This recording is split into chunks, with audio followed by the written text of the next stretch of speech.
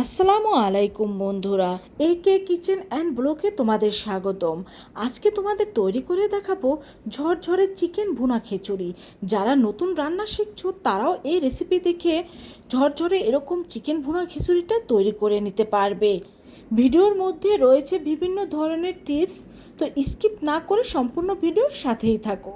তো এখানে আমি কিছু চিকেন নিয়ে নিয়েছি। এই চিকেনগুলো আমি ধুয়ে ভালোভাবে পরিষ্কার করে নিয়েছি। আমি এখানে রেগুলার সাইজ করে কেটে নিয়েছি, তোমরা তোমাদের ইচ্ছে মতো চিকেনটা কেটে নিতে পারো।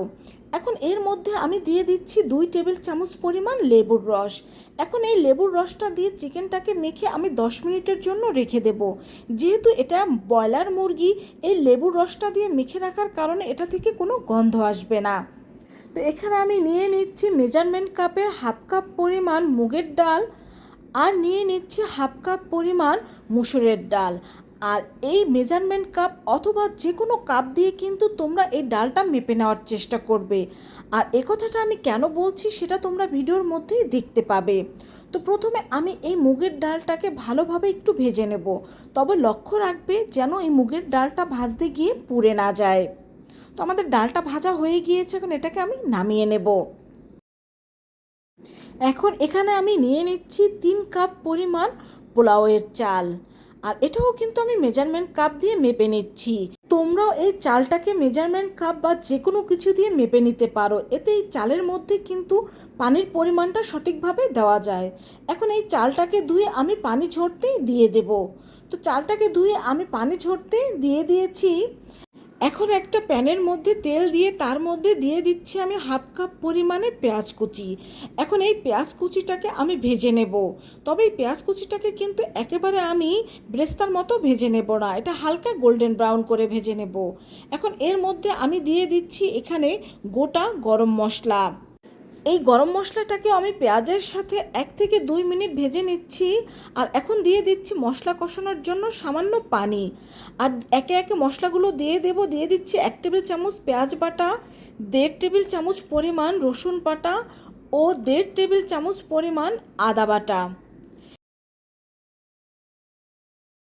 এখন এই মশলাটাকে আমি সামান্য কষিয়ে নিচ্ছি। এই মশলাটা সামান্য কষিয়ে নেওয়ার পর এর মধ্যে আমি দিয়ে দেব 1.5 টেবিল চামচ পরিমাণ লাল মরিচের গুঁড়ো, দিয়ে দেব 1 টেবিল চামচ পরিমাণ হলুদের গুঁড়ো, 1 চা চামচ পরিমাণ জিরা গুঁড়ো। এখন এই মশলাটাকে আমি ভালোভাবে কষিয়ে নেব। তো আমি মশলাটাকে ভালোভাবে কষিয়ে নিচ্ছি। তো মশলাটা ভালোভাবে কষিয়ে নেওয়া হয়ে গেলে এর মধ্যে আমরা দিয়ে দেব সেই লেবু দিয়ে ম্যারিনেশন করা চিকেনগুলো। তো চিকেনগুলো দিয়ে দেওয়ার পর এই মশলার সাথে কিন্তু আমি এই চিকেনটাকেও ভালোভাবে কষিয়ে নেব। এটাকে আমি মিনিমাম 5 মিনিট কষিয়ে নেব। তো দিয়ে দিচ্ছি এখানে আমি স্বাদ মতো লবণ। আর এই 5 মিনিট কষিয়ে নেওয়ার পরে কিন্তু এখানে আমাদের চিকেনটা 20% থেকে 30% সিদ্ধ হয়ে যাবে। বন্ধুরা, তোমরা যদি এই রেসিপি সম্পূর্ণ ফলো করে এই খিচুড়িটা তৈরি করো, দেখবে তোমাদের খিচুড়িটাও পারফেক্টভাবে তৈরি হবে। খিচুড়ি রান্নার জন্য আমাদের এই প্যানটা ছোট হয়ে গিয়েছে, তাই এই প্যানটাকে আমি চেঞ্জ করে নিচ্ছি। এখন অন্য একটা প্যানে আমি এই চিকেনটাকে ঢেলে দিচ্ছি। তো আমাদের চিকেনটা কিন্তু 5 মিনিট কষানো হয়ে গিয়েছে। এখন এর মধ্যে আমি দিয়ে দিচ্ছি হাফ কাপ পরিমাণ পানি। আর এই হাফ কাপ পরিমাণ পানি দিয়েই কিন্তু এই চিকেনটাকে আমরা ভালোভাবে রান্না করে নেব। আর যেহেতু আমরা 5 মিনিট এটাকে ভালোভাবে কষিয়ে নিয়েছিলাম, এই হাফ কাপ পানি দিয়েই কিন্তু এটা প্রায় 50 থেকে 60% সিদ্ধ হয়ে যাবে। তো মাঝে ঢাকনা তুলে আমি নেড়ে দিয়েছি, আবার ঢেকে দিয়েছি। এখন আমাদের এই চিকেনটা কিন্তু একেবারে হয়ে এসেছে। তো চিকেনটা হয়ে গেলে এখন এই ঝোল থেকে আমরা চিকেনটাকে তুলে নেব।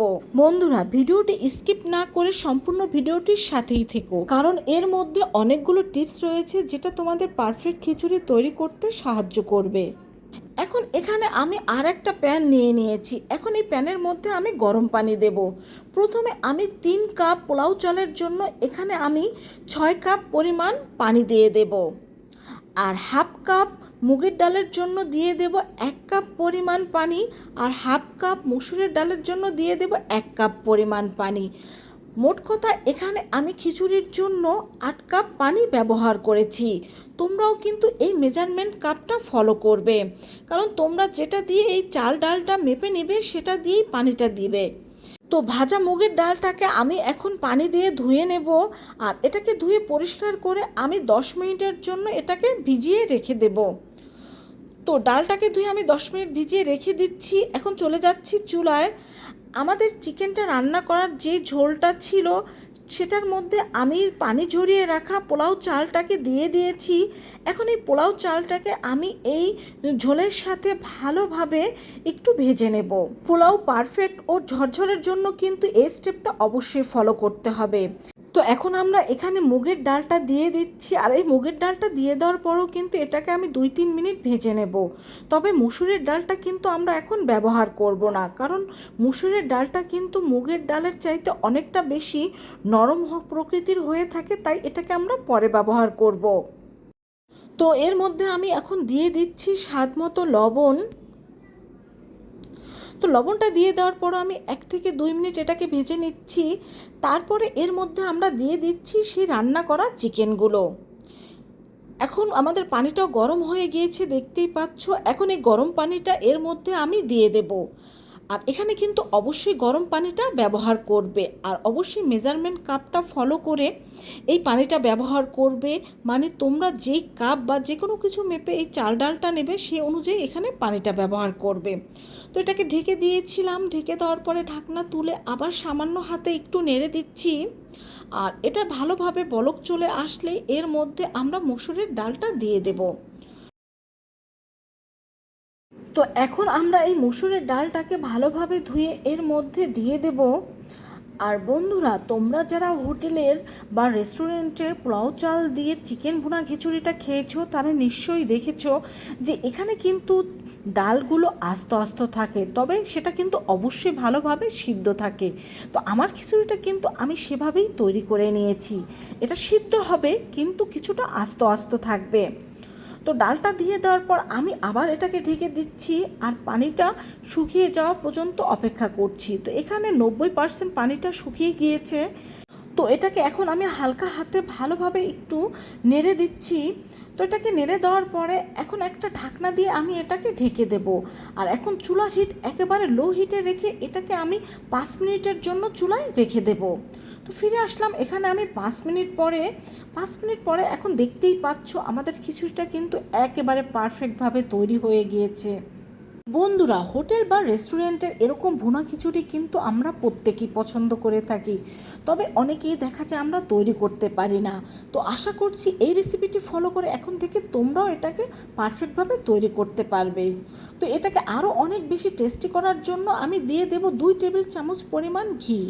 এই ঘিটা দিয়ে দেওয়ার পরে এখন এটাকে আমি আবার ঢেকে দেব, তবে এখন কিন্তু চুলার জালটা বন্ধ রয়েছে। এটাকে ঢেকে আমি আরও 5 মিনিট রেখে দেব। তো ফিরে আসলাম 5 মিনিট পরে। তো দেখতেই পাচ্ছ এখন পারফেক্টভাবে একেবারে তৈরি আমাদের চিকেন ভুনা খিচুড়ি। তো আমি তোমাদের সার্ভ করে দেখিয়ে দিচ্ছি যে কতটা পারফেক্ট ও ঝরঝরে হয়েছে আমাদের এই চিকেন ভুনা খিচুড়িটা।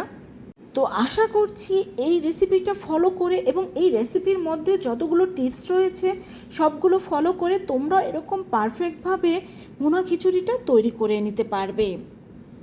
তো ভালো লাগলে বাসায় অবশ্যই ট্রাই করবে, আর তোমার বন্ধুদের সাথে শেয়ার করবে যেন তারাও এভাবে পারফেক্টভাবে চিকেন ভুনা খিচুড়িটা তৈরি করে নিতে পারে।